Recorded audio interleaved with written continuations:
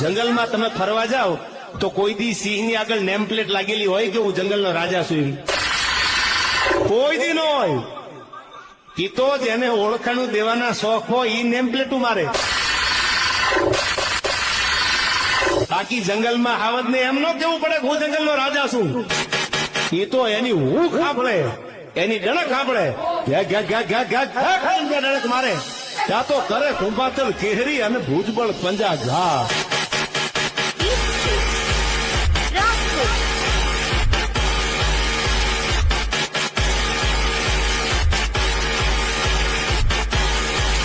બાકી તું ગમે એવો બંકો હોય ને તો વાઘની એન્ટ્રી થાય ને એટલે તારી નજર નેકી થાય.